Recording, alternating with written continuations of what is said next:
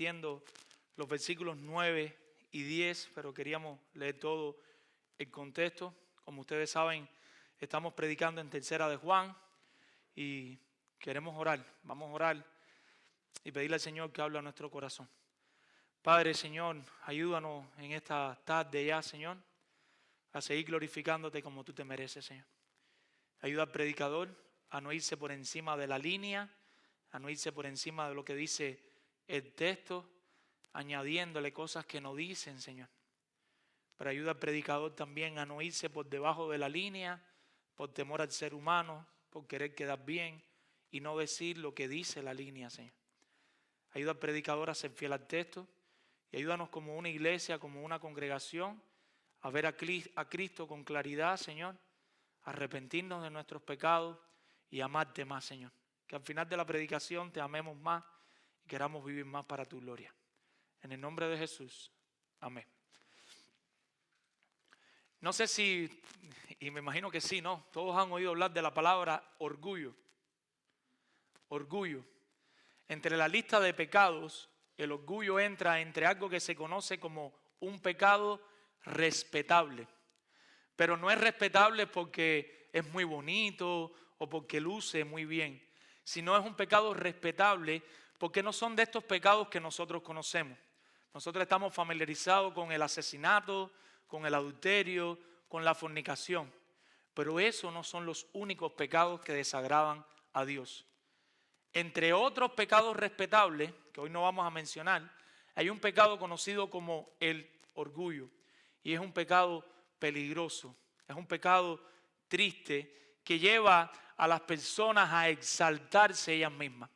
El orgullo provoca en el ser humano la autoexaltación y la persona desmedidamente orgullosa, y van a ver ahorita por qué digo desmedidamente orgullosa, termina constantemente exaltándose ella misma y promocionándose ella misma todo el tiempo.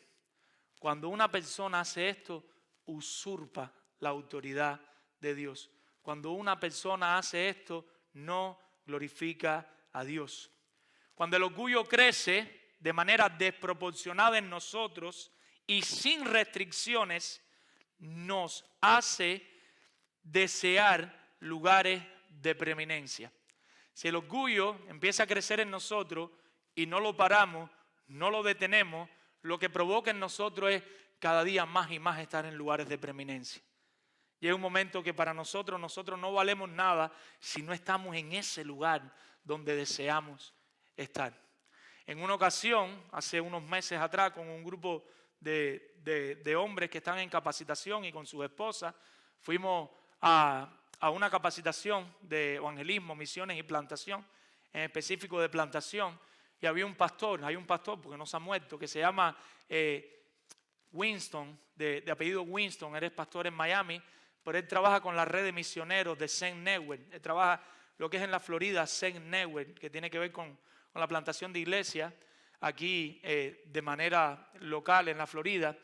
Y él nos hablaba algo, y él nos decía, hay dos tipos de plantadores, pero que no son los plantadores que deberíamos ser.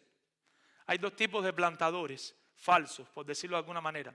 Uno de ellos es el plantador que está buscando un púlpito. O sea, es la persona que él está buscando un micrófono, él está buscando pararse en una congregación, enseñar y enseñar y enseñar y poder ser el que enseña. Y esa persona entonces busca plantar para tener un escenario donde él sea el que enseña. Y él nos decía, hay un segundo plantador peligroso, y es el plantador que busca reconocimiento. Y este segundo entonces es el plantador que entiende que nadie, o la persona que entiende que nadie lo reconoce. Entonces dice, si me voy a plantar, entonces yo voy a ser como famoso y me van a reconocer y me van a aplaudir. La Biblia enseña que debemos buscar la gloria de Dios en todo lo que hagamos. Primero a los Corintios, ya sea que comamos o bebamos o hagamos cualquier otra cosa, debemos hacerlo todo para la gloria del Señor. El orgullo provoca que nos olvidemos de Dios, que seamos infieles y desagradecidos. Y les tengo una mala noticia. Espero que no se pongan bravos conmigo, que después me lo agradezcan.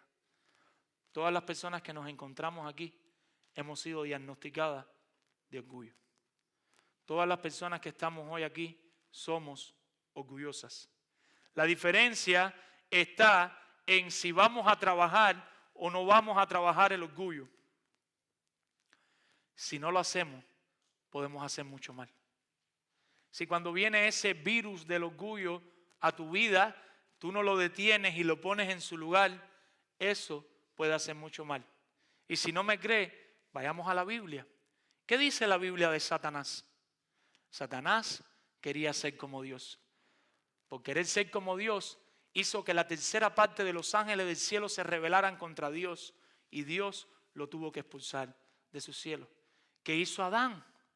Dios le había dado todo, le había dado huertos, le había dado los animales, le había dado las plantas, comida, todo lo que necesitaba. Lo único que le digo es no hagas esto como una aguja en un pajar con todas las bendiciones que tenía Adán.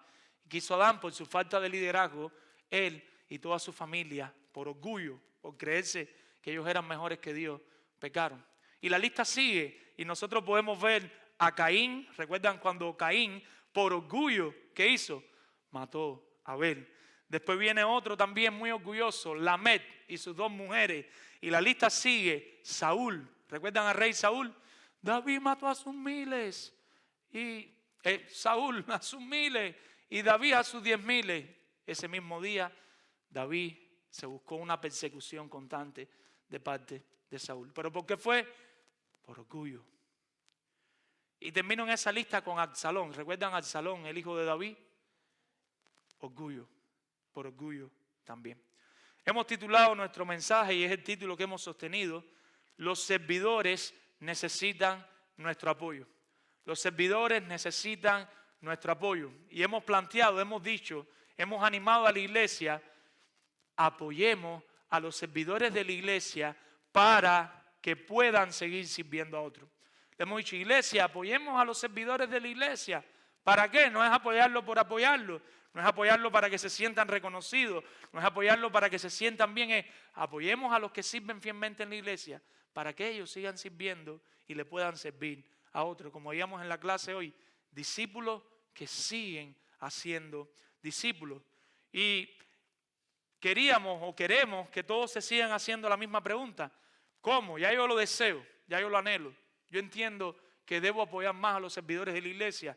¿Cómo yo puedo apoyar más a los servidores de mi iglesia local y a otros servidores también, como los misioneros que nos visitan hoy? ¿Cómo? Primero que todo, veíamos versículos del 1 al 4, orando por ellos, orando por ellos. Oremos, mis hermanos. No hay nada de más bendición para un pastor, para un misionero, para un coordinador, para un servidor fiel de cualquier equipo de la iglesia, que el que tú te mantengas orando por ellos. Ora para que no pequen, ora para que Dios los sostenga, ora para que Dios les provea, ora para que Dios les guarde. Lo segundo que veíamos, versículos del 5 al 8, cuando las cosas se hacen bien, ¿qué debemos hacer? Reconocerlas. Tú no puedes pensar, no, pero se va a llevar la gloria. No, eso es un problema de la persona con Dios. La Biblia lo que nos enseña es que reconozcamos a los que trabajan entre nosotros. Si usted ve a un hermano que está haciendo un servicio fiel, que tiene sus libritos puestos, que no sé, los powerpoints del audio salieron bien, le dieron bien la bienvenida, el café estaba rico, cualquier cosa, reconozca el trabajo, la labor de ese hermano. Mi hermano, gracias mi hermano por lo que estás haciendo por la iglesia. Reconozcamos a otros y dejémosle las consecuencias al Señor. Y por último, y vamos a estar hablando hoy, no por último, porque si Dios quiere predicamos el próximo domingo, el último punto. Pero el punto de hoy, el tercer punto, y vuelvas a preguntar, ¿cómo podemos apoyar a los servidores de la iglesia para que ellos puedan seguir sirviendo a otros? Pregúntese eso ahora mismo, amado hermano. Pregúntese eso. Y hemos dicho, orando, reconociendo, ¿cuál es nuestro tercer punto? Y no menos importante, confrontando al servidor infiel. Como mismo debemos reconocer a los servidores fieles cuando se levanten servidores infieles que no buscan la gloria de Dios, sino que por orgullo buscan su propio reconocimiento, su propio mérito, que lo que buscan es grandeza. ¿Qué hacemos? ¿Los dejamos que hagan lo que quieran? No. Vamos a ver que eso no es lo que enseña la palabra de Dios. Debemos confrontar a los servidores infieles. Y para esto vamos a utilizar los versículos 9 y 10. Estamos en los versículos 9 y 10. Si nosotros queremos que el evangelio siga avanzando, si nosotros queremos que otras personas sigan conociendo del Señor, que el evangelio no deje de propagarse, que la predicación fiel del evangelio avance, nosotros debemos confrontar a los servidores infieles. Y hago énfasis en la predicación fiel del evangelio. Cualquiera que predica fielmente el evangelio, nosotros estamos llamados a apoyarlo. Ahora, cualquiera que no lo predica de manera fiel, como vimos anteriormente, nosotros no estamos llamados a apoyar a tales personas. La persona que se opone a la predicación fiel del evangelio, lo veremos más adelante con más detalle, se convierte en enemigo de Cristo. Si tú te opones, si de alguna forma tú estás siendo de tropiezo a la predicación fiel del evangelio, tú te constituyes enemigo de Cristo. Tú te conviertes en un enemigo de Cristo. Yo quiero que veamos un poquito quién es Juan, recordemos quién es Juan, y veamos un poquito quién es este personaje. Versículo 9, yo he escrito a la iglesia, ¿quién le escribió? Juan. Hemos visto Juan, versículo 1, Juan en humildad, él se presenta tanto en segunda de Juan como en tercera de Juan como el anciano. Pero eso no es más que una muestra de humildad. Él podía decir el apóstol Juan, pero en humildad dice el anciano que escribe a la iglesia. Pero Juan era un apóstol. No solo era un apóstol, era el apóstol más longevo de los 12 apóstoles. Todos habían muerto, pero Juan todavía está vivo. Posiblemente tercera de Juan se escribió antes que segunda de Juan. Esta carta posiblemente se haya escrito alrededor del año 80, del 80 al 85 después de Cristo. ¿Y qué significa que Juan es quien está escribiendo esta carta? Esto cambia todo. Esto cambia toda nuestra interpretación del texto. Quizás has leído muchas veces esta carta y no te has dado cuenta de esto. Si Juan era un apóstol, él tenía una autoridad apostólica conferida por Dios mismo. Juan tenía una autoridad que no tenían los demás pastores, que no tenían los demás ancianos que habían en las diferentes iglesias. Y el texto indica que Juan tenía una relación de colaboración con esta región. ¿De qué región estamos hablando? Posiblemente estemos hablando de la región de Asia Menor. Actualmente Turquía, los que les gusta la geografía, ahí donde queda Turquía, posiblemente estamos hablando de la parte, el sol sale por el este, suroeste, de la parte suroeste de Turquía, ahí donde está Éfeso. Posiblemente Juan está en Éfeso. ¿Recuerdan cuando Juan le escribe en Apocalipsis a las 7 iglesias? Que le escribe Esmirna, la Odisea, etcétera, etcétera. Y Juan, tanto por Apocalipsis como por esta carta, podemos inferir que Juan tiene una relación misionera con esta área de Asia Menor. Esta área es un área bien estratégica. Los que han mirado un poquito de esto de los mapas y les gusta la historia, a mí me gusta un poquito, ténganme paciencia. Esta parte era bien estratégica. No sé si recuerdan al apóstol Pablo. Él salía de Jerusalén, lo enviaban muchas veces a Antioquía y pasaban por este lugar predicando. Iban al otro lugar, a toda esta parte de Atenas, Corinto. Si seguías un poquito más para allá estaba Roma, pero después volvían a regresar como a este lugar para recargar pilas, para retomar fuerza. Vemos a Pablo regresando allí a Mileto y llama de Éfeso a los ancianos que bajen. Era como un lugar bien bueno, lastimosamente como Tampa. Digo lastimosamente porque muchas personas vienen, están un tiempo y se nos vuelven a ir. Pero no importa, gloria a Dios, nos tocó como Asia Menor ser la iglesia hotel. Somos la iglesia hospitalaria y que el Señor nos sostenga en esa misión. Y lo que Juan quería era que este señor Diótrefe se diera cuenta de la importancia que cumplía esta iglesia. Juan se encuentra vivo todavía. Juan era un apóstol por dos razones, lo dijimos la semana pasada. Juan era un apóstol porque él vio personalmente, eran los dos requisitos que había para ser un apóstol. Él vio personalmente a Cristo. Él fue enseñado por Cristo y él lo vio vivo, pero lo vio después de la resurrección. Y esa es la primera. Para ser un apóstol, tú tenías que haber visto a Cristo. Maldonado no ha visto a Cristo. Cash Luna no ha visto a Cristo. El segundo requisito era que tenías que ser encomendado por Cristo. Cristo le dijo a Juan, lo veíamos hoy, con los otros discípulos. En aquel momento eran 11, después se fue uno, después vino Pablo. Pero a todos los discípulos, porque a Pablo como un adoptivo se lo hizo después, los envió. ¿Qué les dijo? Vayan y prediquen el evangelio de Jesucristo. Vayan y prediquen el evangelio. O sea, Juan era enviado por Cristo. ¿Cuáles son las consecuencias y por qué le estoy diciendo todo esto? El mensaje de este apóstol está respaldado por Cristo. Cuando este apóstol está hablando, no es cualquier persona que está hablando. Está hablando uno de los apóstoles que Cristo envió como apóstol, que Cristo comisionó, y él está de alguna manera liderando esa obra misionera en aquella región. ¿Quién es Diótrefe? Dice el versículo 9, yo he escrito a la iglesia. ¿Quién escribió? El anciano Juan, el apóstol Juan. Ahora aparece un personaje que no se había mencionado. Algunos conocen, pero quizás algunos son nuevos. Y en la vida usted había escuchado este nombre. No se lo ponga a su hijo, por favor. Se llama Diótrefes. Espero que nadie se llame así en el día de hoy. Me perdonan. Parece ser que este señor, por lo que dice la carta, tenía alguna responsabilidad en la iglesia. Posiblemente fuera uno de los pastores de la iglesia. Era un anciano en esta región, pero tenía un gran problema de carácter. ¿Cuál era el problema que tenía? El orgullo. Este era un hombre bien, pero bien orgulloso. El problema que tenemos en esta porción de la carta, escuche bien, esto es importante, que este hombre orgulloso, porque nos perdemos con los versículos 9 y 10 y perdemos la esencia, y al perder la esencia no predicamos lo que tenemos que predicar. Vamos a analizar un poquito a Diótrefe, pero lo más importante hoy no es Diótrefe.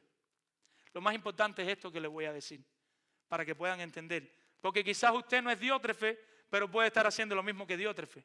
Quizás usted no es orgulloso, pero con otro pecado usted puede estar provocando el mismo problema que Diótrefe. ¿Y cuál es el problema? Este hombre orgulloso estaba deteniendo el avance del evangelio, estaba deteniendo el progreso del evangelio por su orgullo. O sea, en el caso de Diótrefe, por el orgullo, él estaba haciendo una pared para que el evangelio no continuara por toda esa región, ya sea que fuera allá hasta Roma o ya sea que regresara a Jerusalén. Este hombre no estaba haciendo de beneficio para la comisión que el Señor nos dio. Y le digo en caso de Diótrefe, porque nos perdemos en el orgullo de Diótrefe, que es importante, lo vamos a hablar ahora, lo vamos a desenmascarar. Pero quizás tú tienes otro pecado respetable que no es el orgullo, pero que está provocando lo mismo. De alguna manera está provocando el avance del evangelio. Y mi invitación es que todos nos podamos revisar, arrepentirnos y creer en Cristo. ¿Qué hace Juan en tales circunstancias? Lo que tenía que hacer. ¿Qué hace Juan en tales circunstancias? Confronta al servidor infiel. Confronta al servidor infiel. Y lo primero que hace es escribirle una carta a la iglesia. Él tiene toda la autoridad apostólica, él tiene poder para escribir. Otro pastor ahora de otra iglesia no puede escribir a los pastores de esta iglesia y decirle, porque hagan esto, hagan lo otro, reserven a este aquí, guarden los 3 días, abren las puertas. No lo pueden hacer, pero Juan sí lo podía hacer. Juan tenía una autoridad apostólica. Él le está escribiendo a esta iglesia y les está pidiendo, mire, por favor, sean hospitalarios. Por favor, tengan a estas personas aquí. Y no solo ténganlas, envíenlas. Lo veíamos con Gallo cuando destaca a Gallo. Envíalas para que sigan predicando el evangelio. Juan le escribe a la iglesia, versículo 9. Yo he escrito ¿a quién? A la iglesia. Le escribió carta a la iglesia. Hay 2 tipos de líderes o liderazgo.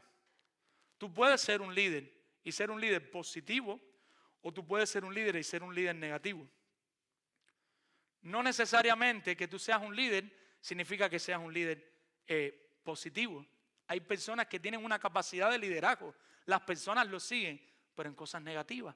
Y si no, miremos la historia. Hitler y diferentes cosas, diferentes fenómenos que no voy a mencionar ahora aquí desde el púlpito que tenemos en nuestros países, que las personas lo siguen y necesariamente no son líderes positivos. Porque lo importante no es ser un líder, sino que tú haces con la responsabilidad que el Señor te otorgó. Y este señor, Diótrefe, era un líder negativo que usaba su autoridad para ir en contra del mismo Cristo. Al él oponerse a esas directrices de Juan, él se está oponiendo a Cristo. Porque cuando Juan le dice, denle hospitalidad a los misioneros que vienen, Juan está certificando que son misioneros bíblicos. Juan está certificando que son personas que traen el evangelio de verdad. Y no solo denle hospitalidad, sino que también, ¿cómo se diría? Apóyenlos para que ellos continúen. Apóyenlos para que ellos sigan predicando el evangelio. Cuando este Diótrefe se para a detener eso, él está yendo contra Cristo de manera directa. Oponerse al mensaje de Cristo es oponerse a Cristo mismo, es oponerse a Dios mismo. Los apóstoles eran la voz de Cristo en la tierra y oponerse a ellos era oponerse a Cristo. Por eso es tan peligroso ahora cuando alguien nos dice que es un apóstol. ¿Ya están viendo el peligro? Cuando usted ve en la televisión, en YouTube, el apóstol no sé quién, el apóstol no sé qué. Eso es muy peligroso, porque esa persona tiene una autoridad que se está autoaplicando, que Dios no le ha dado, porque ya no tenemos apóstoles, porque ya nadie ha visto a Cristo resucitado, ni ninguna de esas personas ha sido encomendado por Cristo. Por eso es peligroso cuando alguien se autoproclama y es cuestión del orgullo, porque ya no les basta con ser apóstoles. Ustedes lo saben, ahora hay ángeles, arcángeles, superpastoras, y no voy a mencionarles los nombres de estas pastoras que también están haciendo mucho daño a la obra del Señor. Mi ánimo, si alguno de ustedes viene a esas iglesias, corra por su vida, mis hermanos. Corra por su vida. No tiene que venir a esta iglesia, pero busque una iglesia donde se predique fielmente la palabra del Señor. A Diótrefe, oponerse a las directrices de Juan, se oponía a Cristo. El orgulloso Diótrefe tenía un serio problema de sumisión. Lo primero, Juan le escribe la carta, y ¿saben algo? Esta carta no aparece. No podemos decir nada, pero los comentaristas creen que Diótrefe cogió la carta que se le envió a la iglesia y ¿qué le hizo? La desapareció. Normalmente tenemos todas las cartas y dice, ya yo le escribí a la iglesia y no tenemos en los registros históricos esta carta. No lo puedo afirmar con certeza, pero los comentaristas coinciden que es lo probable. Lo segundo, Juan no se queda ahí. Juan tiene la intención de exponerlo por su conducta diabólica. Leamos la palabra. Yo he escrito a la iglesia y les pido paciencia porque voy a leer el versículo 9 y 10 varias veces y lo voy a repetir. Se lo van a aprender de memoria, se los prometo. Yo he escrito a la iglesia, pero Diótrefe, al cual le gusta tener el primer lugar entre ellos, no nos recibe. Por esta causa, si yo fuere, recordaré las obras que hace. Vamos a dejarlo hasta ahí por ahora. Mi interés hasta ahora es que usted vea que Juan sí confrontó la obra maligna. ¿Cómo lo hizo? Escribió una carta. ¿Y cómo lo hizo? Se propuso que cuando él llegara allí, él iba a seguir exponiendo las cosas que hacía este falso anciano con toda su autoridad apostólica. Ahora, hay un detalle interesante. Ojo, la carta no muestra ningún problema doctrinal. Posiblemente Diótrefe fue al seminario, la Biblia no dice eso, pero lo que quiero decir es que cristológicamente él estaba bien. Él sabía quién era Cristo, él predicaba bien de Cristo, a diferencia de Segunda de Juan. ¿Recuerdan cuando vimos en Segunda de Juan que habían misioneros que venían y no enseñaban la esencia de Cristo? A eso no debíamos darle hospitalidad. Ahora aquí este señor no tiene un problema doctrinal, tiene un problema de carácter. Pero Juan lo lleva a las mismas consecuencias. Un líder con un problema doctrinal que no conoce bien a Cristo no debe liderar. Pero un líder con un problema de carácter tampoco debe liderar. Por eso es que nosotros debemos estar pendientes a quienes ordenamos como pastores, porque puede ser un peligro para la iglesia. ¿Y qué debemos observar? Si conoce bien a Cristo, si entiende bien el evangelio, si es salvo primero que todo, primero si es verdaderamente salvo, si entiende, conoce y cree el evangelio, entiende quién es Cristo, y segundo, su carácter, su carácter. Después vamos a volver a mencionar esto. Propongo que veamos rapidito, y les dije, este no es el centro, pero no es que no es importante porque está aquí, y que veamos rapidito cinco características que Juan expone de este líder negativo que detenía el avance del reino y que el apóstol lo confronta. Vamos a ver 5 características de este señor bien rápido. Pudiéramos decir el perfil de un líder negativo. ¿Cuál sería el perfil de un líder negativo? Para poder observar y darnos cuenta cuando esté pasando, ya sea para corregir y decirle, oye, cuidado, y quizás se arrepiente, o ya sea para darnos cuenta y hacer todo lo que debamos hacer. Y la primera característica es que es un líder excéntrico. Es un líder excéntrico. Le gusta ser el primero todo el tiempo. Le gusta que lo vean en todas partes. Le gusta tener el centro de atención donde quiera. Y no nos referimos a en algunos momentos tener el centro de atención. Porque como pastores, los pastores ustedes los van a ver muchas veces haciendo la oración pastoral, predicando, en un aula dando una clase. Cuando falta un maestro, casi siempre el que supla al maestro muchas veces es el pastor, porque tiene algún tiempo para prepararse, que no tienen quizá otros hermanos. No estamos hablando de pequeños momentos. Estamos hablando de una persona que constantemente quiere ser el centro. Quiere aparecer en todas las planas de la iglesia. Quiere estar en todas las partes. Generalmente esta persona quiere ser la que mejor aconseja, la que mejor enseña, la que mejor predica. Si vas a hablar de evangelismo, misión y plantación, él es el que más sabe. Si vas a hablar de finanzas, se la sabe toda. Esto es bien peligroso, mi hermano. Porque si no, no necesitáramos un equipo pastoral. Si todos los pastores van a ser dotados en todas las áreas, pues nos quedamos con un pastor y ya. Pero ¿por qué necesitamos? Porque Dios hace esto lindo. Porque Dios en su gracia permite, y nosotros como iglesia necesitamos un equipo pastoral. Porque no todos los pastores somos fuertes en las mismas áreas. Hay pastores que van a estar más fuertes en consejería, otros van a ser mejores maestros, otros van a dominar áreas administrativas como ninguno de los otros las domina, otros quizás tendrán una fortaleza predicando, cada uno tendrá su propia fortaleza. Por eso le llamamos equipo pastoral. ¿Cuál es el problemita de Diótrefe? Hay una frase que ustedes no conocen, es cubana, pero se la voy a enseñar. Diótrefe decía, el que me haga sombra, sí, se la saben, ¿ves? Esos son de Cuba. El que me haga sombra, se va. Aquí yo no quiero a nadie que me haga sombra. Quería estar en todas las fotos. Entonces, lo primero, anótelo. Un líder negativo es un líder excéntrico. Segunda característica para estar pendiente, no se somete a los líderes. Versículo 9, se lo voy a leer completo.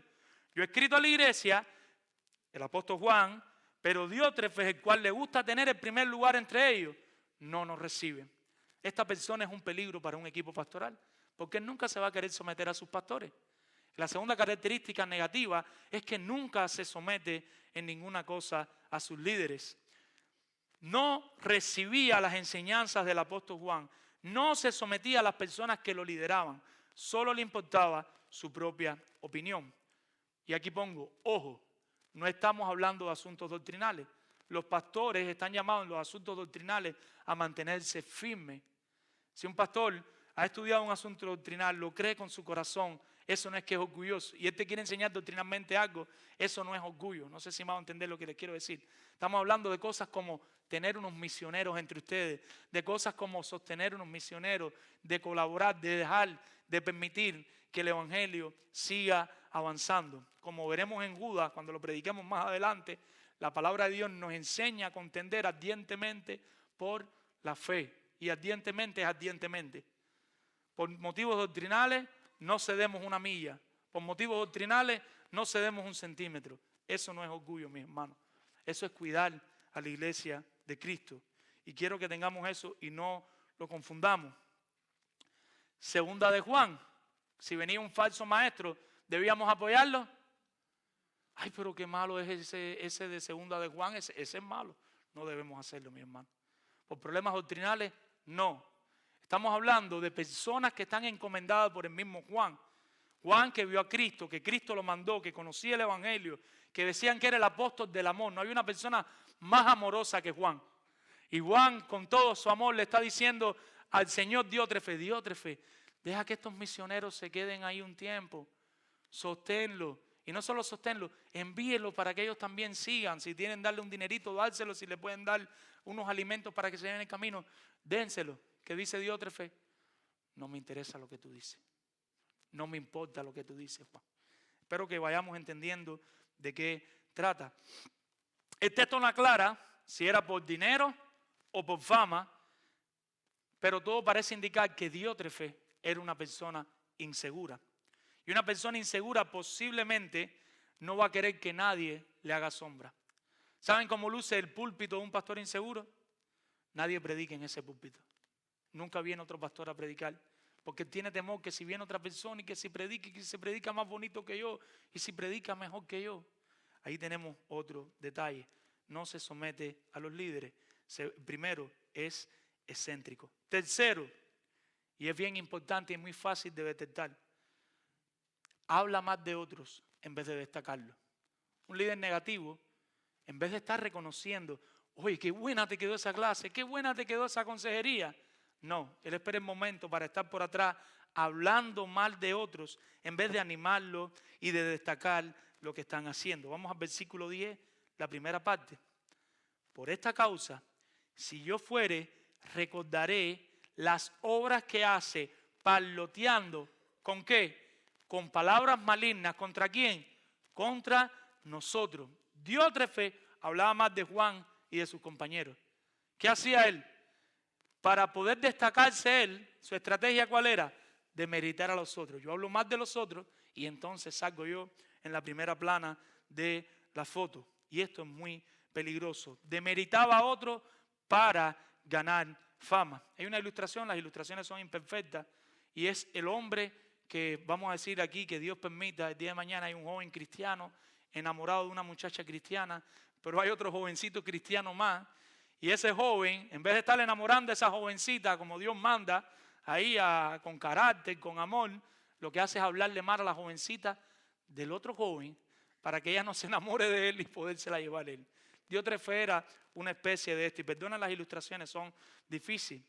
Pero hay algo para poder ver a las personas que hablan más de otros en vez de destacarlo, de este líder negativo. Hay dos características claritas y por ahí los vamos a poder detectar. La primera característica, Diótrefe era un chismoso. ¿Usted conoce esa palabra? Chismoso, ¿sabe lo que es? Dice nuestro texto, parloteando. La palabra parloteando en el griego significa hablar sin sentido o hablar por hablar. Era el típico hombre que estaba hablando y no le importaba si lo escuchaban o no, él seguía hablando y hablando y hablando y hablando y hablando y hablando. Pero lo terrible no era que hablaba, era lo que decía. La palabra ahí para chismoso, para parloteando, es la palabra fluareo. Y esta palabra la menciona el apóstol Pablo en primera de Timoteo 5:13. Lo vimos el viernes. Él está hablando del peligro que es sostener a las viudas jóvenes. O sea, la Biblia manda apoyar a las viudas adultas, siempre que la iglesia pueda, que han tenido personas, que han sido hospitalarias, que han vivido.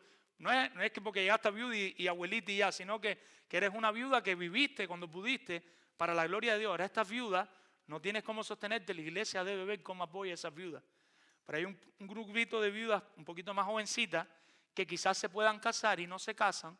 Y Pablo dice, esto tiene un peligro, porque las viudas jóvenes pueden caer en estar ociosas, quizás ya podían buscarse un trabajo, no tienen esposo, los hijos están grandes, o no tienen hijos, o, y aquí viene la palabra floreo, o chismosas. Y él dice, o entremetidas. Entonces este tipo de viuda, ¿qué hace? Dice que iban de casa en casa hablando de todo el mundo. Y no precisamente bueno, porque tenían tiempo y como les estaban dando un dinerito al mes, entonces ya podían ir por ahí y trabajar en periodismo gratis. La Biblia habla de la economía de nuestras palabras. El Señor Jesucristo, en Mateo 12:36, dice, de toda palabra ociosa daremos cuenta. Pablo a los Efesios, en el capítulo 5, versículo 3, él viene haciendo una lista de cosas que no debemos hacer. Él dice, ni aún se nombre entre vosotros. Y entre las cosas que menciona en el versículo 4, Efesios 5, versos 3 y 4, dice, palabras deshonestas. Si hay algo que el creyente no debe hacer, es ser chismoso, pero no solo ser chismoso, sino hablar mal en contra de sus hermanos. Eso es algo que a Dios no le agrada, mis hermanos. Juan deja saber a Gayo que Diótrefe no solo hablaba por hablar, porque recuerda que la carta a quién se le está escribiendo, versículo 1, a Gayo, sino que hablaba más de ellos. Juan está diciendo la verdad, está denunciando, y él le dice, mira Gayo, gracias por recoger a todo el mundo, por aceptarlos, por enviarlos, por servir tan fiel a Cristo. Pero sabes que hay un personaje ahí que se llama Demetrio, que se está oponiendo a la obra del Evangelio. Se está oponiendo a lo que queremos hacer, pero no solo se opone, no le basta con eso, sino también que es chismoso y habla mal de nosotros. ¿Y cómo define él que habla mal? Él dice, palabras malignas. Las mismas palabras las utiliza en Juan, en 2 de Juan 11. Vamos al lado, segunda de Juan, versículo 11. Porque el que le dice bienvenido participa en sus malas, esa es la misma palabra, en sus malas obras. O sea, si tú recibías a una persona que no estaba predicando rectamente el evangelio, tú participabas de lo malo que estaban haciendo. Esa misma palabra que significa malo, malísimo, que a Dios no le agrada, que está mal, era lo que ellos hablaban de estos misioneros. Era lo que ellos hacían. A Diótrefe no le bastaba con detener el avance del evangelio, sino que también se dedicaba a desacreditar a los portadores de este mensaje. O sea, Diótrefe no solo no colaboraba, no hacía nada para que el evangelio avanzara, más bien lo detenía, pero como si le bastara poco en no estar haciendo nada, ahora encima de eso, ¿qué hace? Hablar mal de los que sí están intentando de manera imperfecta hacer algo. John MacArthur lo define así: la difamación es una estrategia muy común entre los que buscan exaltación. Generalmente la persona que se dedica a hablar mal de otros por las espaldas es porque él está buscando, ¿qué cosa? Reconocimiento. Se ganan la confianza de la gente no de manera positiva, manifestando su carácter piadoso, sino de modo negativo, destruyendo la confianza que las personas han depositado en estos dirigentes. Dios nos libre, mis hermanos. Cuarto, y es bien claro, no hospitalario. Versículo 10 dice, no recibe a los hermanos. A diferencia de Gayo, que había sido destacado por su hospitalidad, por recibir y por encomendar, este señor Diótrefe no lo hacía. Como él solo está preocupado por su éxito en el ministerio, no colabora ni anima a la iglesia a colaborar con la expansión del reino. Un líder como Diótrefe nunca utiliza las palabras evangelismo, misiones, plantación, cooperación. Por la gracia de Dios, la iglesia coopera con la convención en las misiones internacionales. Por la gracia de Dios, la iglesia coopera con la convención en las misiones aquí en Estados Unidos. Y por la gracia de Dios pudimos plantar una iglesia y estamos pensando plantar otra. La gloria sea nuestro Señor y que Dios no nos mueva de ahí. Que no nos entre un celo tan grande que pensando solamente en ser miles, 2000, no ayudemos a que el evangelio siga avanzando. Este tipo de líder es incapaz de brindar su hogar para que un misionero o un pastor se quede. Este tipo de líder nunca, pero nunca va a dar su casa para que se haga una casa culto dentro de su casa. Es el tipo de líder que pone y exige, pero ni con un dedo mueve ninguna de las cartas. Quizás ustedes conocen algunos de estos. En iglesias que han estado, que ellos tienen de todo, tienen aviones, tienen todo, pero ellos no hacen nada. Ellos no hacen nada. Segunda de Juan, la hospitalidad se niega solamente por la herejía. El asunto de Juan es no abrir las puertas a la herejía. El asunto de segunda de Juan es no le abran las puertas a la herejía. El asunto de tercera de Juan es abran las puertas a la verdad. Nosotros debemos cooperar con la verdad y con cualquier pastor, plantador o pastor de iglesia local que esté predicando fielmente el evangelio. Siempre que podamos o con lo que podamos, puede lucir diferente en diferentes iglesias, estamos llamados a seguir apoyando la expansión del evangelio. Por eso contrasta a Diótrefe con Gayo. Gayo acogía y encaminaba. Diótrefe no era hospitalario. Imagino a los superapóstoles, arcángeles, pastoras, que ponen estas cargas sobre las personas y ellos ni con un dedo las mueven. El problema es un problema de carácter. Si todo esto fuera poco, para añadir más, él hacía algo más, este líder negativo hacía algo más y es la quinta característica. Yo quiero que ustedes vean conmigo, vamos a volver a leer el 10 y que vean la palabrita y. Vamos a seguir la palabrita y. La palabrita y, ¿qué hace? La palabrita y lo que hace es dar continuidad a lo que se está diciendo, pero encima de la continuidad, ella también es como si pusiera otra carga y otra carga, haciendo más grande lo que hacía este líder negativo. ¿Y qué hacía este líder negativo? Dice, versículo 10, por esta causa, si yo fuere, recordaré las obras que hace parloteando con palabras malignas contra nosotros. ¿Venla ahí? Y sigue la maldad.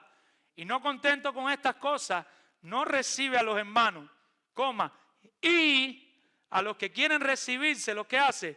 Se los prohíbe y los expulsa de la iglesia. Y la última característica de un líder negativo que veremos es que abusa de la autoridad que el Señor le ha conferido. Un líder negativo abusa de la autoridad que se le ha entregado. A él no le bastó con prohibir la hospitalidad, sino que ahora, sin mirar a la congregación, sin tener ninguno de los pasos que el Señor nos enseñó y vamos a ver ahora, tenerlos en cuenta, Él excomulga a las personas. No solo yo no le voy a ayudar a estos servidores fieles que están predicando fielmente el Evangelio, respaldados por Juan, o sea, no hay duda de que son fieles, no son que son unas personas ahí que nadie sabe y nadie sabe lo que predica y cómo tú vas a coger y vas a apoyar y le vas a dar dinero a personas que tú no sabes. Estamos hablando de personas que Juan envió y tenemos varios ejemplos de hermanos en otras iglesias que nos pudieran hablar, hermanos que predican fielmente, de esas personas fieles y que deberíamos acoger, que deberíamos apoyar. Y no solo él no lo hacía, sino que le decía a los miembros, y si tú lo haces, te botamos de la iglesia. Si tú lo haces, te sacamos de la iglesia. Había un abuso de la autoridad.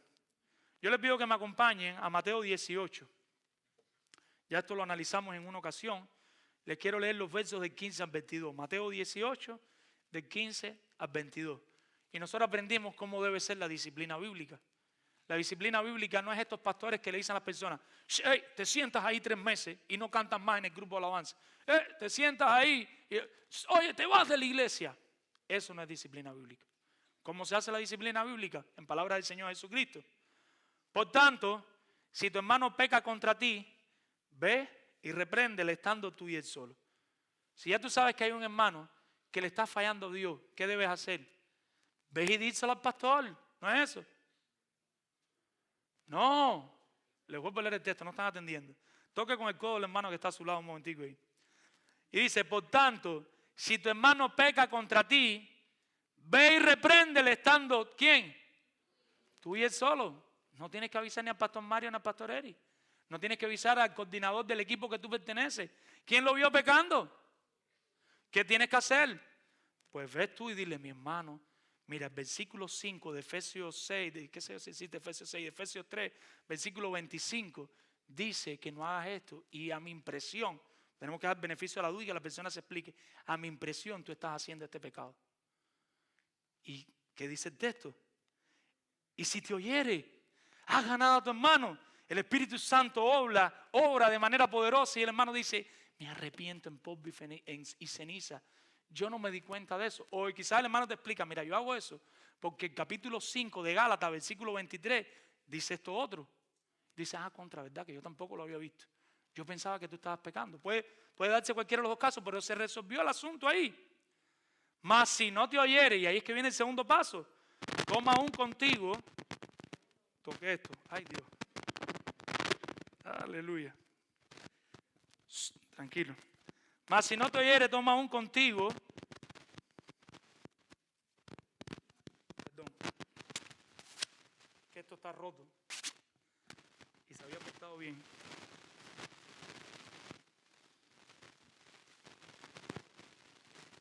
Gracias.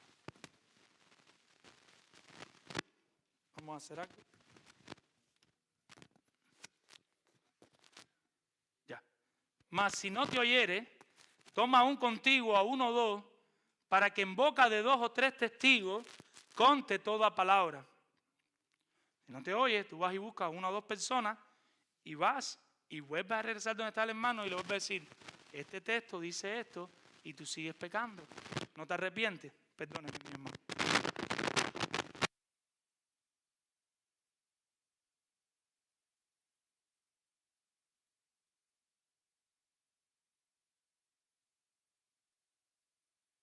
¿Se oye? Sí. Si no te oye, el hermano no te oye, vas y buscas 2 o 3 hermanos. Si no los oyere a ellos, ahí es que vamos a la iglesia y se le comunica a la iglesia y ahí quizás se entren ya los pastores, los líderes, y los pastores, los líderes convocarán una asamblea y en la asamblea lo llamarán y dice, y si no oyere a la iglesia, entonces tenle por gentil y publicano. Y ahí es que se excomulga a la persona.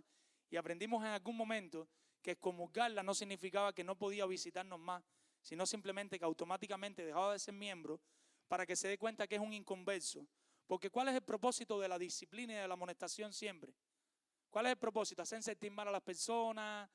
¿Demeritarlas? No, el propósito es que la persona se dé cuenta de su pecado, porque quizás no se da cuenta, se arrepienta y corra a Cristo. Se arrepienta y corra a Cristo. Los pastores no son los dueños de la iglesia. Los pastores tenían y deben tener un liderazgo compartido y están llamados a liderar a la iglesia. La Biblia llama que los líderes de la iglesia deben ser los pastores. Los pastores están llamados a liderar a la iglesia en enseñanza. Los pastores definen la doctrina, enseñan doctrina, defienden la fe de los falsos maestros, propagan el evangelio, animan a la iglesia a enviar, a plantar, a coordinar las capacitaciones. Todo lo que tiene que ver con esa área, los pastores lideran. Son tareas que giran en esta área. Pero los asuntos de membresía, los asuntos de finanzas y los asuntos de disciplina bíblica no les compete a los pastores. Es un asunto de toda la congregación. Por eso es que somos una iglesia congregacionalista con un liderazgo pastoral. En estos asuntos los pastores se someten junto con la congregación. Los pastores pueden dar una sugerencia, pueden dar su opinión bíblicamente y creo que la iglesia hace bien si los escucha, pero no son los que toman la decisión. ¿Quién toma la decisión? La iglesia, la congregación completa. Diótrefe era una especie de líder fascista dictatorial, de estos líderes que no cuentan con su país para hacer cualquier cosa. Y no voy a citar ningún ejemplo, ustedes lo conocen. ¿Qué hizo Juan ante este problema?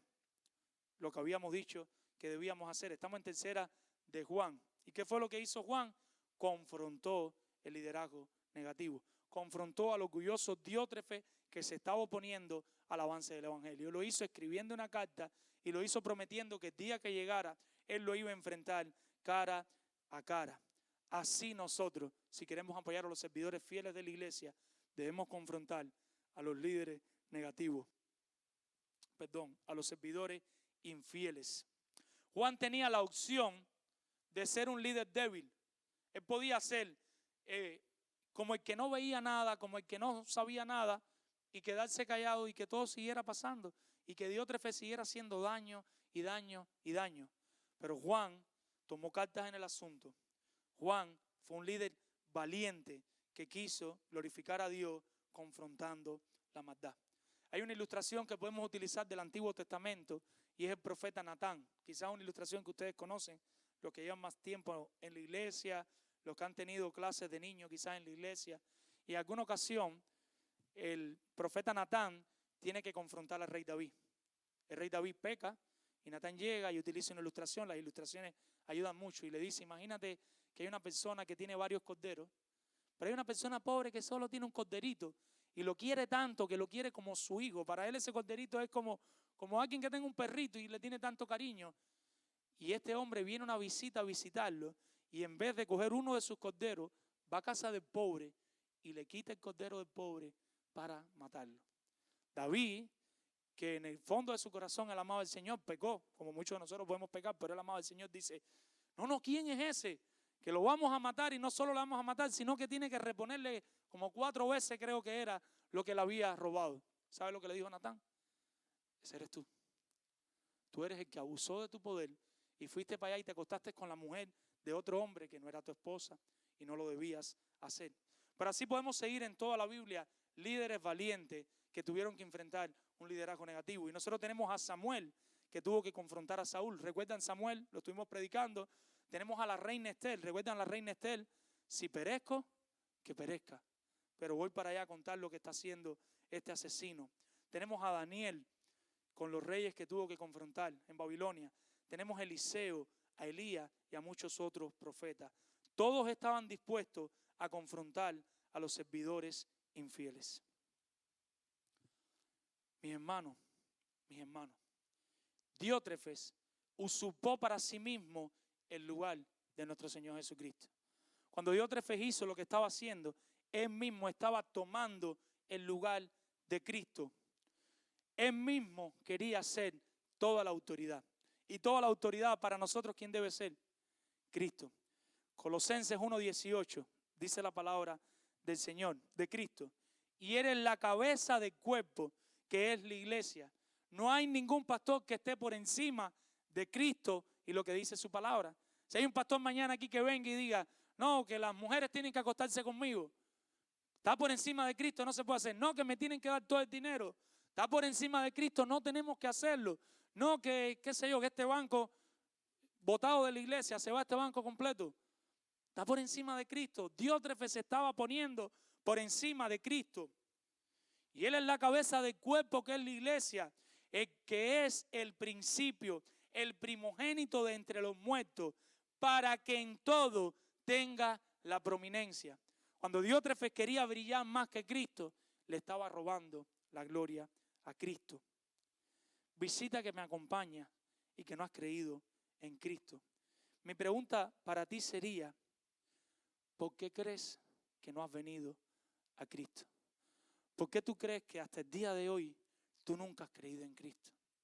Y te voy a dar la respuesta, aunque te duela, pero lo hago por amor a ti y para que puedas conocer a Cristo. No has venido a Cristo por orgullo. No has venido a Cristo por orgullo, porque tú quieres ser el que gobierne en tu vida. Tú quieres ser el que dirija tu vida. Tú quieres hacer lo que quieres hacer, cuándo lo quieres hacer, cómo lo quieres hacer, y tú no quieres tener ninguna autoridad por encima de ti. Yo te pido, arrepiéntete. Cree en Cristo para salvación y pídele a Dios que tome el timón de tu vida, que Él dirige el barco de tu vida. Dice la Biblia que todo aquel que cree en Él va a ser salvo. Lo único que tienes que hacer es creer en Cristo como único y suficiente Salvador. Reconoce tu pecado que has tenido hasta ahora mismo, hasta este minuto, de querer dirigir tu vida en tu orgullo, creer que tú lo puedes hacer mejor que Cristo, y dile a Cristo ahí con los ojos cerrados, yo te doy mi vida, yo te pido que trabajes con mi corazón, yo te pido que tomes el control de mi vida, y queremos apoyarte. Si eres una mujer, te puedes acercar a alguna de las hermanas de la congregación madura para comenzar un discipulado. Si eres un hombre, te puedes acercar a uno de los pastores o a alguno de los hermanos que te pueda guiar en un discipulado, porque queremos que conozcas a Cristo. Lo que queremos es que conozcas a Cristo. Entrégale tu vida. Creyente maduro que te encuentras aquí, te voy a pedir que seas sincero. Sé lo más sincero que puedas ser. No respondas en voz alta. ¿Pero estás queriendo tomar el lugar de Cristo en tu vida? Te lo repito de nuevo. No me respondas, solo medita, medita. Si quieres cerrar los ojos, ciérralos. Si quieres dejarlo abierto, déjalo, pero para que te concentres, medita. ¿Estás queriendo tomar el lugar de Cristo en tu vida? Hicimos una declaración. Todos somos orgullosos. No hay nadie aquí que diga, no, yo no soy orgulloso. Todos somos orgullosos. En una o en otra medida, en una o en otra área. Hay algunos que el orgullo es, qué sé yo, ser reconocido. En otros el orgullo es que lo quieran mucho en la casa, que le den besos y abrazos. En otro el orgullo puede ser otra cosa. Pero de una u otra manera todos somos orgullosos. Cuando algo te molesta, ¿sabes por qué? Porque tu orgullo sale. La pregunta para ti, amado creyente, sobre todo a los miembros de Palabra de Vida, si todos somos orgullosos, ¿cómo estás combatiendo el orgullo en tu vida? ¿Qué estás haciendo para combatir el orgullo? Y lo primero que tienes que hacer es detectar cuándo estás siendo orgulloso. Aprende a conocerte en ese sentido. Aprende a conocer los pecados y entiende, y tú ves por dentro, ahora mismo estoy siendo orgulloso. Padre, ayúdame con mi orgullo, porque el orgullo va a venir. Por el orgullo los matrimonios se separan, porque uno no quiere perdonar al otro. Por el orgullo los hijos se pueden ir en un malentendido de la casa. Por el orgullo perdemos empleo. Estados Unidos es un país fuerte y no es como los países de nosotros, Venezuela, Cuba, Colombia, que a veces pasaba que tú decías, me voy para la casa y trabajo en lo que sea. Aquí hay que pagar biles y necesitas mantenerte en el trabajo. Yo no estoy mandando a nadie que tienes que aguantar que el jefe te mate, pero en este país en ocasiones vas a tener que aguantar que el jefe te diga 2 o 3 cositas feas que tú no quieres. Y si sale el orgullo como creyente, piensa que tu esposa y tus hijos se van a quedar sin comer. Piensa que los biles no se van a pagar este mes. Y esa no es nuestra motivación, es una mala, o no es una mala, pero no es la mejor motivación. Nuestra motivación debe ser la gloria de Dios. Aunque ese jefe te critique, te hable feo, por amor a Dios, por amor a Cristo, voy a combatir mi orgullo. Estás ahí con las orejitas rojas así, que quieren estallar, pero Padre, yo te quiero glorificar en esta hora. Quizás 2 lágrimas cayéndote ahí, porque a nadie le gusta que lo pisoteen y que lo maltraten, pero por tu gloria me voy a quedar callado. Por tu gloria voy a resolver este asunto. Por tu gloria voy a ir y le voy a pedir perdón a mi esposa porque le hablé feo, no le tenía que haber dicho eso. Por tu gloria voy a ir y le voy a pedir perdón a mi esposo porque de verdad yo no tenía que haber hecho esto. Yo lo traté mal, lo avergoncé delante de los amigos, delante de los hermanos. Por tu gloria voy a ir y te voy a pedir perdón, papá. Me voy a humillar, no voy a ser como Diótrefe. Mis hermanos, participemos en el avance del evangelio. Y voy a terminar con estas aplicaciones prácticas y ya con esto termino. Algunas aplicaciones prácticas para nosotros como iglesia. Y la primera es, ya nosotros no tenemos apóstoles. Si no tenemos apóstoles, necesitamos un liderazgo pastoral compartido. Porque donde único un pastor se va a poder someter a otro es diferentes pastores trabajando juntos. Entonces, ¿cuál es mi ánimo? Oremos que Dios les regala palabra de vida, pastores fieles que puedan trabajar en equipo y que puedan pastorear la iglesia juntos para que también se puedan pastorear los unos a los otros. Los pastores también necesitamos a veces una palabra de ánimo y nadie mejor que un pastor para entender las cargas. Los pastores a veces necesitamos que alguien nos jale la oreja y nadie mejor que otro pastor que venga y te diga, oye, se te fue la mano con nadie se llama Maritza aquí. Maritza, se te fue la mano con Maritza. Le hablaste feo, viejo. ¿Verdad que sí? Ve y pídele perdón. Le voy a pedir perdón a Maritza. Los pastores pecamos también, mis hermanos. Por eso necesitamos un equipo pastoral donde nadie busca ser mayor que nadie, donde nadie busca ser más famoso que nadie, más importante que nadie, sino que cada uno con su fortaleza quiere servir a Cristo para el avance del reino. Ojo, necesitamos carácter bíblico. Primera de Timoteo capítulo 3, léaselo.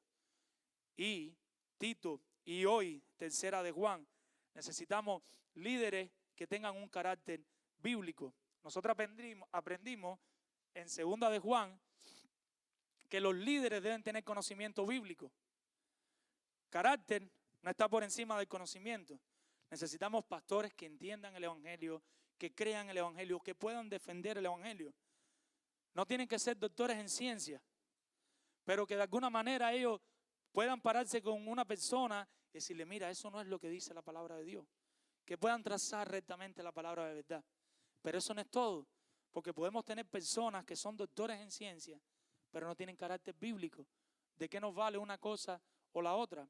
Entonces, cuando usted está orando por pastores, ore por pastores que tengan conocimiento de Cristo, que amen a Cristo, porque el conocimiento te lleva a amar más a Cristo, a querer servir a Cristo. Y ora también por pastores que tengan carácter, que sean hombres bíblicos, esposos bíblicos, padres bíblicos. Si tú ves que un hombre está tratando mal a su esposa, así va a tratar a la iglesia. Si tú ves que un hombre no hace nada por sus hijos, así va a tratar a la iglesia. Busquen hombres con carácter bíblico. Hay muchas personas que quieren ser pastores en este tiempo, pero no quieren vivir para la gloria de Dios. Tercera aplicación práctica. Mis hermanos, cuidado con el chisme. Cuidado con el chisme. Hay una ilustración muy vieja, todo el mundo se la sabe, pero yo la voy a hacer. Y cuentan de un filósofo y su alumno, y el alumno llega donde está el filósofo, el maestro de él, y le dice, oye, vengo a contarte un chisme que me dijeron sobre ti. Y ustedes conocen las 3 rejas, le puso las 3 rejas. Y le digo, ¿lo que te contaron sobre mí es verdad? Digo, no, yo no lo sé, yo vi que la gente estaban hablando. Lo segundo, lo que te contaron sobre mí es bueno para alguien. Y dice, no, bueno no, malo, esto es malísimo. Tercero, ¿es necesario hacerme saber esto? Y dice el alumno, no, en realidad no. Entonces, ¿para qué me lo vas a decir? Mis hermanos, ponga la reja cuando venga un hermano a hablarle más de otro hermano. Pregúntele, ¿es verdad? ¿Es necesario? ¿Esto edifica? Póngale más reja, todas las rejas que usted quiere. Y si te dicen, no me lo cuentes, por favor. A veces es mejor no saber tanto y no saber todas las cosas. El mejor antídoto para el abuso es cultivar un gobierno congregacional. El mejor antídoto para el abuso pastoral de esos pastores que son los jefes de la iglesia, que están ahí y ellos son los que mandan a la iglesia de qué color hay que pintarla, cuántas puertas hay que hacer en todos los asuntos, cómo no sé, todos los detalles. El mejor antídoto para eso es que la congregación decida juntos. En temas de disciplina, traigámoslos a la congregación. Mis hermanos, vamos a entrar estos hermanos en la membresía. Escuchen su testimonio. ¿Ustedes están de acuerdo? Ya nosotros como pastor hicimos el trabajo, hicimos las entrevistas, discipulamos, buscamos hermanos que discipularan, porque hay un trabajo pastoral, hay un liderazgo pastoral que tenemos que hacer. Pero ahora lo traemos a la congregación. Congregación, ¿qué ustedes creen de estas personas? ¿Pueden ser miembros o no? Ustedes escuchan el testimonio, escuchan el entendimiento del evangelio y la congregación decide, no los pastores, la congregación. Ahora pronto, hoy tenemos reunión de miembros, y aprovecho para anunciarla. Vamos a dar una fecha, queremos proponerle una fecha. Ahorita hablaremos de eso, pero ¿de qué? Aquí en Estados Unidos se usa en una fecha aprobar el presupuesto del próximo año, el presupuesto con el que va a estar trabajando la iglesia el próximo año. Imagínense que un pastor dice, no, esto es salario, y esto para esto, y esto para otro, y esto para otro. No, ¿quién decide eso? Los pastores junto con finanzas traen ideas para facilitar el trabajo, pero al final, ¿quién decide? La iglesia como congregación. Si no, sería bien peligroso. Y no quiero que se me queden dormidos, y ya estoy terminando. El hipercongregacionalismo tampoco es bíblico.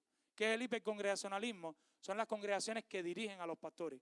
Y las congregaciones son las que lo hacen todo y dirigen todo. Eso no es bíblico. Hablamos liderazgo pastoral, pastores liderando y una congregación acompañando a los pastores, cada uno en lo que tenga que hacer. En medio de este mundo perdido, oremos por líderes bíblicos valientes como Juan, Pablo y Jesús. Sigamos aprendiendo y practicando el evangelismo, las misiones y la plantación. Vamos a orar. Padre Dios, te damos gracias por tu palabra. Gracias porque todo ahí es verdad, Señor. Ayúdanos, Señor, a caminar en integridad.